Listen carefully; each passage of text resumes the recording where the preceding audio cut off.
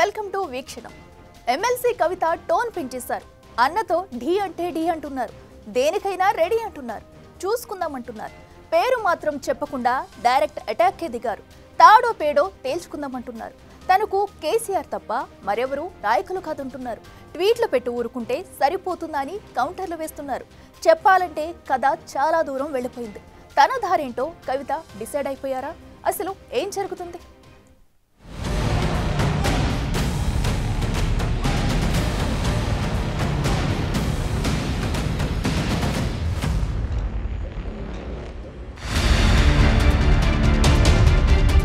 అనుకున్నదే జరుగుతోంది. కవిత వాయిస్ పెంచేశారు. తన జర్నీపై క్లారిటీ ఇస్తున్నారు. రోడ్ మ్యాప్ సిగ్నల్స్ పంపుతున్నారు.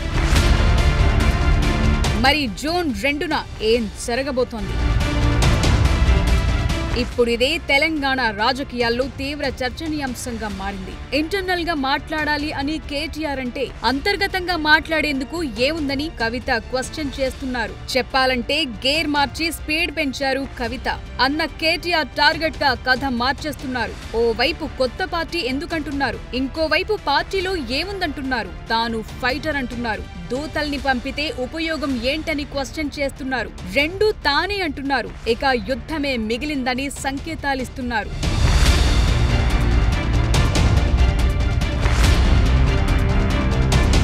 సో బీఆర్ఎస్ లో కవిత ఎపిసోడ్ ఒక పొలిటికల్ తుఫాన్ గా మారిపోయింది. కుటుంబ రాజకీయం రచ్చకెక్కుతోంది. ఓవైపు కేసీఆర్ కు కాళేశ్వరం కమిషన్ నోటీసులు, టెన్షన్లు కొనసాగుతున్నాయి. అక్కడ ఏమడుగుతారు, ఏం జవాబులు చెప్పాలి? ఫామ్ హౌస్ లో ఇదే హై టెన్షన్ కొనసాగుతుంటే ఇప్పుడు కవిత ఇష్యూ మరో తలనొప్పిగా మారిపోయింది. కేసీఆర్ ను దేవుడంటూనే ఆయన చుట్టూ దయ్యాలున్నాయని మొన్నటికి మొన్న కామెంట్ చేసిన కవిత ఇప్పుడు ఆ దయ్యాలెవరో ఒక్కొక్కటిగా రివీల్ చేస్తున్నారా అన్న చర్చ జరుగుతోంది.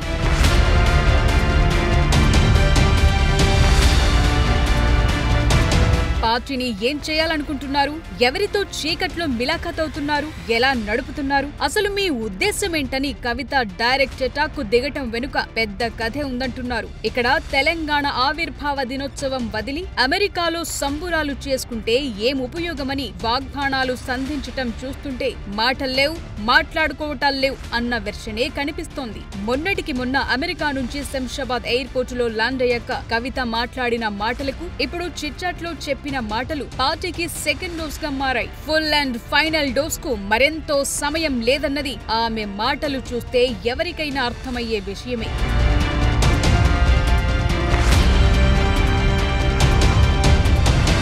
నిజానికి ఇన్నాళ్లు చాలా సైలెంట్ గానే తన కార్యక్రమాలేవో తాను చేసుకుంటూ వచ్చారు కవిత. 25 ఏళ్ల పార్టీ ప్రస్థానంలో ఎందరో పని చేస్తే కేటీఆర్ ఫోటో ఒక్కటే స్టేజ్ పై హైలైట్ అయ్యేలా చేయటాన్ని తట్టుకోలేకపోయారా?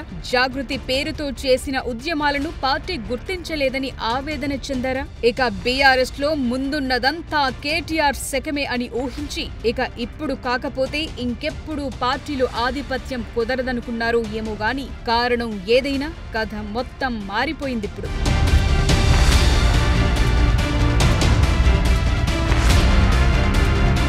మొన్నటికి మొన్న అన్న చెల్లెళ్ల మధ్య ఏం జరిగిందో చూద్దాం. కేసీఆర్ గారు దేవుడు, కానీ కేసీఆర్ గారి చుట్టూ కొన్ని దయ్యాలున్నాయి.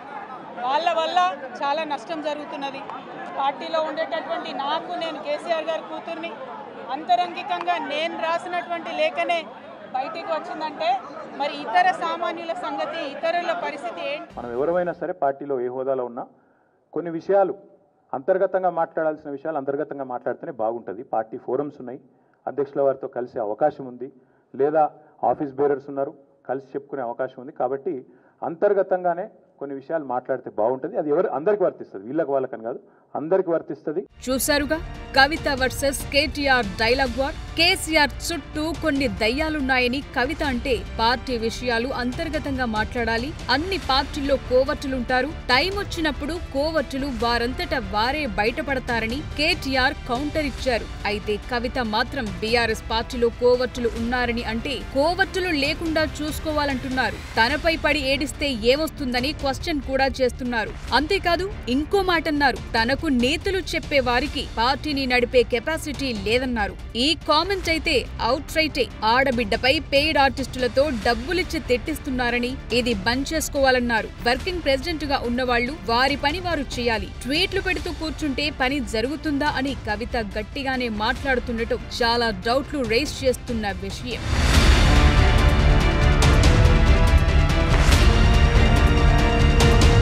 కవిత టార్గెట్ చేసిన ఇంకొన్ని విషయాలు చూద్దాం. అసలు పార్టీ పరంగా ఎలాంటి అగ్రెసివ్ యాక్టివిటీ జరగట్లేదన్నది కవిత చేస్తున్న ఆరోపణ. కేసీఆర్ కు కాళేశ్వరం కమిషన్ నోటీస్ ఇస్తే ఆందోళనలు చేయకుండా ఏం చేస్తున్నారన్నది ఆమె ప్రశ్న. అదే కేటీఆర్ పేరెత్తకుండా మరొకరికి ఏసీబీ నోటీస్ ఇస్తే అంత హంగామా ఎందుకు చేస్తున్నారంటున్నారు. సో ఈ సబ్జెక్ట్ ను ఆమె హైలైట్ చేస్తున్నారు. తాను కేసీఆర్ లా తిక్కదాన్ని, ఎవరికీ భయపడనంటున్నారు. 25 ఏళ్ల నుంచి కేసీఆర్ కు లేఖలు రాస్తున్నానని, 100కు పైగా రాశానని, ప్రతిసారి చదివి చించేసేవారని, ఈసారి మాత్రమే బయటకొచ్చిందంటున్నారు.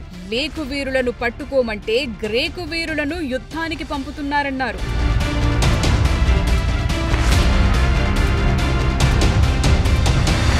పార్టీని బీజేపీలో విలీనం చేసే పనులు జరుగుతున్నాయంటున్నారు. తాను జైల్లో ఉన్నప్పుడే ఈ ప్రతిపాదన తెస్తే వ్యతిరేకించానన్నారు. నిజానికి తీహార్ జైలుకు కేటీఆర్, హరీష్ రావు పలుమార్లు వెళ్లి కవితను కలిసొచ్చారు. సో ఈ ప్రతిపాదన జైల్లో తెచ్చిందెవరు అన్న పాయింట్ ఇప్పుడు హాట్ డిబేట్ గా మారింది. తనకు వెన్నుపోటు రాజకీయాలు తెలియవని, ముందొకటి లోపలొకటి మాట్లాడనంటున్నారు. తనను పార్టీకి దూరం చేస్తే ఎక్కువ లాభం పొందేది ఎవరో అందరికీ తెలుసంటూ కామెంట్ చేయడం ద్వారా టార్గెట్ కేటీఆర్ అన్న మ్యాటర్ బహిరంగంగానే బయటపెట్టారు. అంతేకాదు బీజేపీ నేతలకు సంబంధించిన హాస్పిటల్ ప్రారంభోత్సవానికి బీఆర్ఎస్ నుంచి వెళ్లటమేంటని క్వశ్చన్ కూడా చేశారు.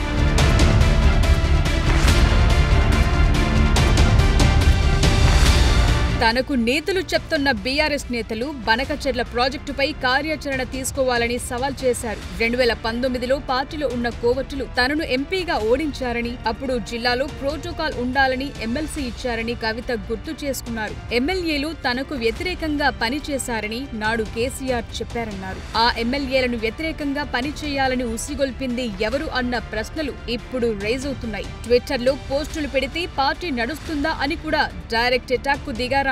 పార్టీ నేతల కాలేజ్లపై బుల్డోజర్లు వెళ్తే ఏం చేస్తున్నారని ప్రశ్నించడం ద్వారా వారిని తన గ్రూప్ లోకి ఆకర్షించే ప్రయత్నాలు చేస్తున్నట్లే. అంతేకాదు తెలంగాణ తల్లి విగ్రహాన్ని మారిస్తే ఏం చేశారని క్వశ్చన్ చేయడంతో ఇప్పుడు అవతలి పక్షం నుంచి ఖచ్చితంగా జవాబులిచ్చుకోవాల్సిన పరిస్థితికి తీసుకొచ్చారు. ఒకవేళ సైలెంట్ గా ఉంటే మరకలు మీద పడతాయి. కేసీఆర్ ను తామే నడిపిస్తున్నామని చాలా మంది అనుకుంటున్నారని, వాళ్లకు అంత సీనుందా అని కూడా క్వశ్చన్ చేశారు. పార్టీ పనులు సగం తానే చేస్తున్నానని, సామాజిక తెలంగాణ కోసం కృషి చేస్తానని, తాను అస్సలు మంచిదాన్ని కాదని, నా జోలికి రావద్దంటూ గట్టిగానే వార్నింగ్ ఇస్తుండటంతో కవిత దారి ఎటువైపు అన్నది ఒక్కొక్కటిగా క్లారిటీ అయితే వస్తోంది.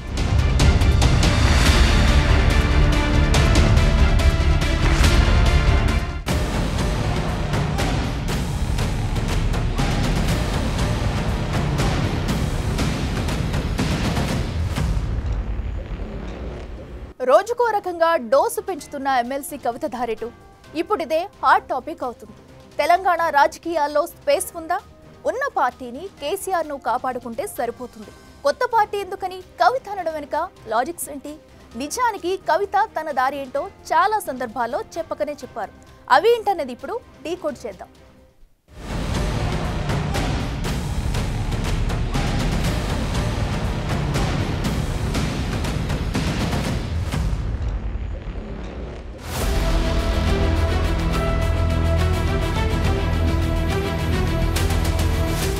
ఆస్తులు పదవులకు మాత్రమే వారసులొస్తారు.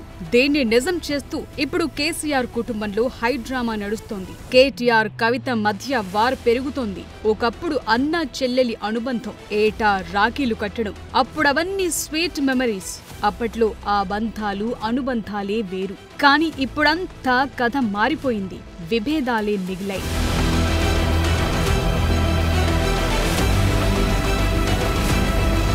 కవిత రూట్ మార్చేశారనటానికి గత కొంతకాలంగా కొన్ని పరిణామాలు జరిగాయి. అవేంటో చూద్దాం.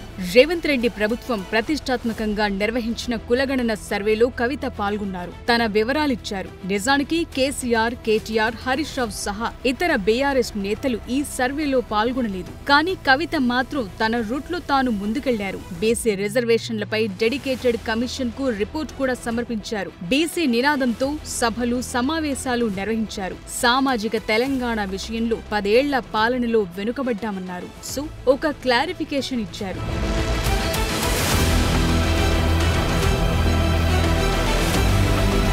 2024 డిసెంబర్లో కవిత కాంగ్రెస్ ప్రభుత్వం ఏర్పాటు చేసిన తెలంగాణ తల్లి విగ్రహాన్ని వ్యతిరేకిస్తూ ఉద్యమ తెలంగాణ తల్లి విగ్రహం కోసం భూమి పూజ చేశారు. ఇతర బీఆర్ఎస్ నేతలు పెద్దగా ఎందుకు ఆందోళన చేయలేదన్నారు. ఒక రకంగా కవిత కామెంట్స్ ప్రకారం చూస్తే కేసీఆర్ ను కూడా ఇండైరెక్ట్ గా క్వశ్చన్ చేసినట్లుగానే అర్థం చేసుకోవాలంటున్నారు. ఎందుకంటే మొన్నటి లేఖలో కేసీఆర్ అందరికీ అందుబాటులో ఉండటం లేదని కార్యకర్తలు అంటున్నట్లుగా చెప్పుకొచ్చారు. తాజా చిట్ చాట్ లో దూతలను పంపి ఏం లాభమని డైరెక్ట్ గా కేసీఆర్ కే క్వశ్చన్ చేసిన పరిస్థితి. కేసీఆర్ నాయకత్వంలోనే పనిచేస్తా, ఎవరి నాయకత్వంలో పని చేయను అంటున్నారు కవిత. అయితే కేసీఆర్ దేవుడు అంటున్న కవిత దేవుడిపైనే యుద్ధం చేస్తున్నారెందుకు అని బీఆర్ఎస్ పార్టీ నాయకులు ప్రశ్నిస్తోన్న పరిస్థితి.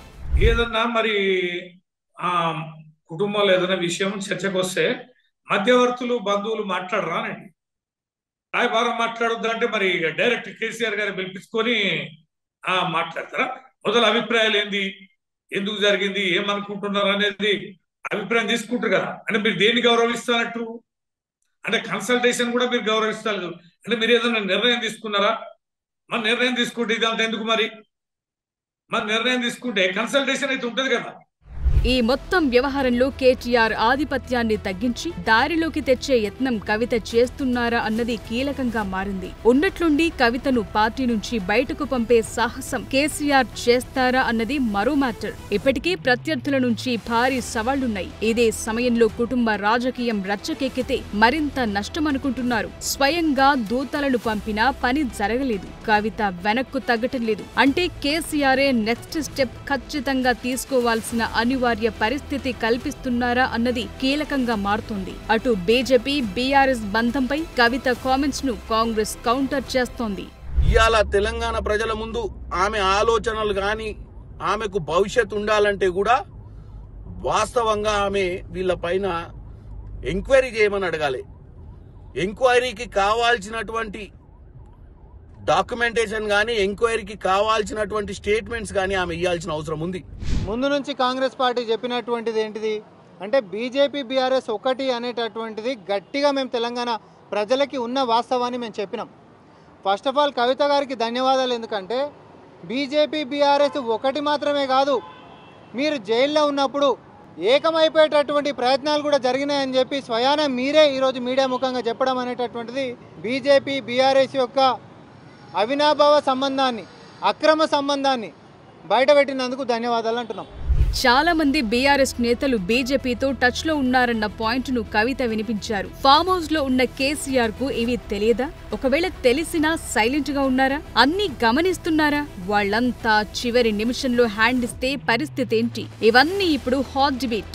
ఈ లేటెస్ట్ ఎపిసోడ్ పై కేసీఆర్, కేటీఆర్ సైలెంట్ గానే ఉంటారా? కవిత నెక్స్ట్ స్టెప్ ఎలా ఉండబోతోందో చూస్తారా అన్నది కీలకంగా మారింది. కవిత మనసులో ఉన్న ఎజెండా ఏంటన్నదే ఇప్పుడు బయటకు రావాల్సిన అంశం.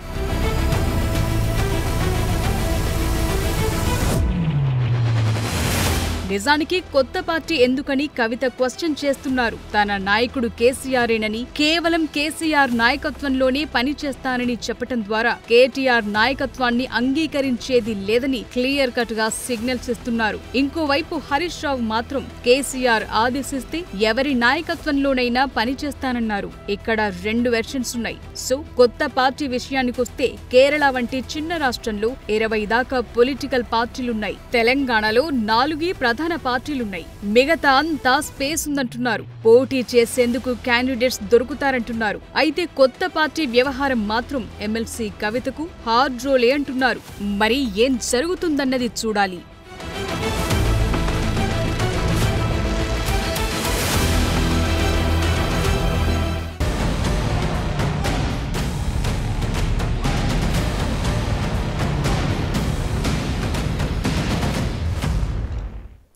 ఎమ్మెల్సీ కవిత చాలా వ్యూహాత్మకంగానే మ్యాటర్ డీల్ చేస్తున్నారు. కేటీఆర్ టార్గెట్ గా ప్రస్తుతం ఒత్తిడి పెంచారు. బంతిని కేసీఆర్ కోర్టులో వదిలారు. నెక్స్ట్ ఏం జరుగుతుందన్నదే చాలా కీలకం. For more videos like this, subscribe Big TV channel.